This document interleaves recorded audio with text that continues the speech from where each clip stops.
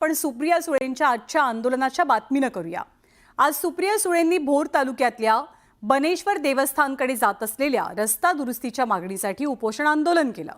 सकाळी 10 वाजता त्या उपोषणाला बसल्या आणि अखेर जिल्हाधिकाऱ्यांनी दुपारी 4:30च्या दरम्यान सुप्रिया सुळेंची भेट घेतली आणि 7 तासांनी सुप्रिया सुळेंनी आपलं उपोषण मागे घेतलं।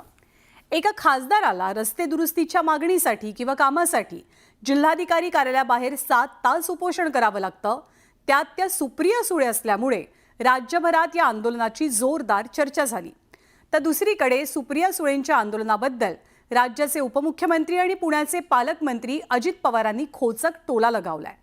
केवळ 600 मीटरच्या रस्त्यासाठी आंदोलनाची गरज काय? त्यासाठी तुमचे खासदार निधीतनं पैसे का दिले नाहीत असा सवालही अजितदादांनी विचारला।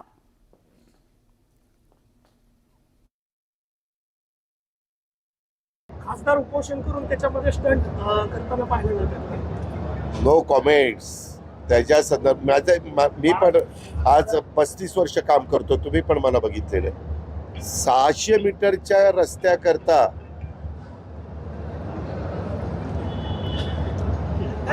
एखाद्या व्यक्तीला आमदारांना किंवा खासदारांना किंवा लोकप्रतिनिधींना नाही ते करूनच पाहिजे, तर ते त्यांच्या खासदार निधीतनं आमदार निधीतनं एका मिनिटात सांगू शकतात त्या रस्त्याला किती पैसे लागतात, 25, 30, 50 काय लाख हे धरा आणि रस्त्याचं काम सुरू करा।